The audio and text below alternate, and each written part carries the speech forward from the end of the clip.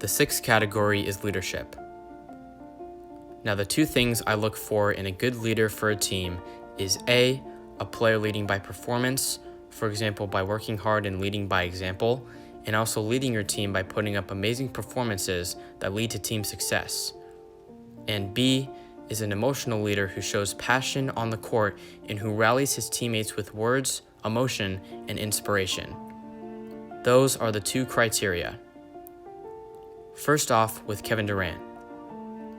Now, he is of course known to be a leader of his teams as the main scoring option, but not necessarily as an emotional one. In OKC, Russell Westbrook was of course very ball dominant, and that one trait was one of the main reasons he left Oklahoma City for the Bay Area. You have to wonder, since KD and Russ were very close off the court, if he couldn't have just told his best friend to sacrifice for the team's success. Perhaps to not be as ball dominant and to try and raise his efficiency by not taking so many last-second shots. But he never addressed this to Russ. A true emotional leader of the team would have taken the initiative and done that.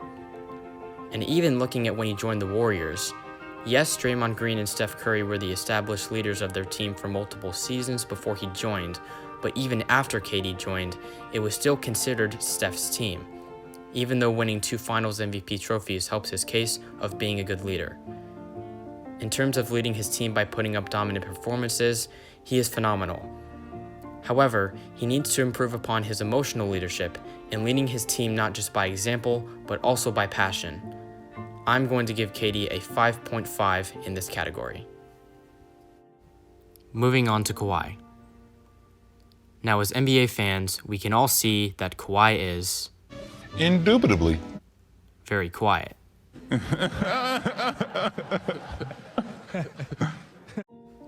But despite him not leading by words, he certainly leads by example by working hard and improving on his game. However, his situation is very similar to KD. Kawhi is not and has never been the emotional leader of the teams he's been on, but he does have 2 Finals MVPs, which do back him up quite nicely. Nothing much else to say here besides that. He is a very hard worker and a tremendous team player. With that said, both players need work on their verbal leadership skills, but since they're similar with this trait, I'm giving Kawhi a 5.5 as well.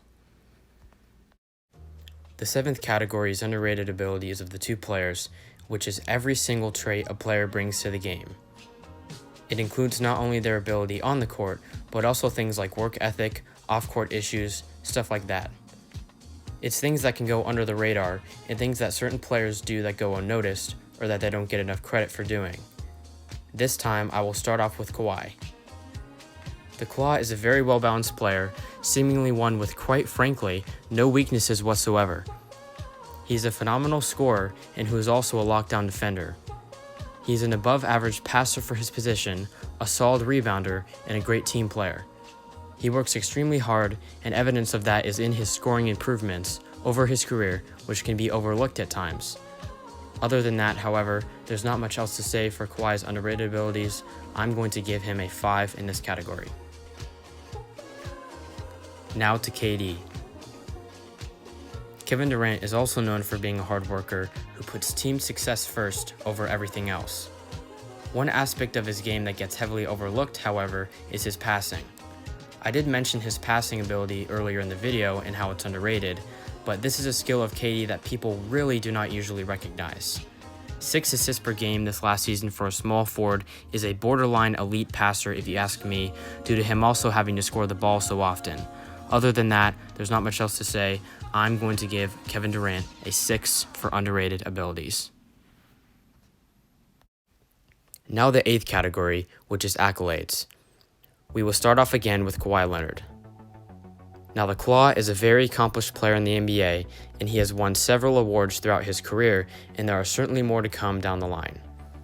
Kawhi was the 2012 Rookie of the Year, a 2-time NBA champion, a 2-time Finals MVP, a 2-time Defensive Player of the Year, a 3-time All-Star, a 2-time member of the All-NBA First Team, 1-time member of the All-NBA Second Team, a 3-time member of the All-Defensive First Team, a 2-time member of the All-Defensive Second Team, and was the steals leader in the 2015 season. He doesn't have any scoring titles, but that is a very well-balanced resume of awards across the board. he gets recognition for most notably his defensive abilities, as that is his best attribute. Overall, I'm going to give Kawhi a 9 for this category. Now on to Kevin Durant. KD is a 2-time NBA champion, a 2-time Finals MVP, the 2014 regular season MVP, a 4-time scoring champion, was the NBA Rookie of the Year in 2008, was a 6-time member of the NBA All-First Team, 2-time member of the All-NBA Second Team, and a 10-time All-Star. Now KD is the opposite of Kawhi, where most of his awards are for his scoring performances and he doesn't have any defensive awards.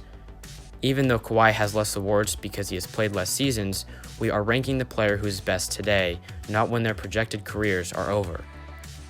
Nonetheless, he is an extremely accomplished NBA player, so I'm going to give KD a slightly higher 9.5 for his accomplishments. The second to last category is competition. This is a category that ranks players for how much competition they faced playing against other teams in the playoffs over the course of their career. Once again, we'll start with Kawhi. Over the course of his entire career thus far, he has played 7 seasons in the tougher Western Conference and 1 in the Eastern Conference. Some of the most notable teams he's played against were the 2012 OKC Thunder, the 2013 Miami Heat, the 2014 Heat, the 2014 and 2016 OKC Thunder teams, and the 2017 and 2019 Warriors. Kawhi, being in mostly the tough West, has seen tough team after tough team throughout his entire career.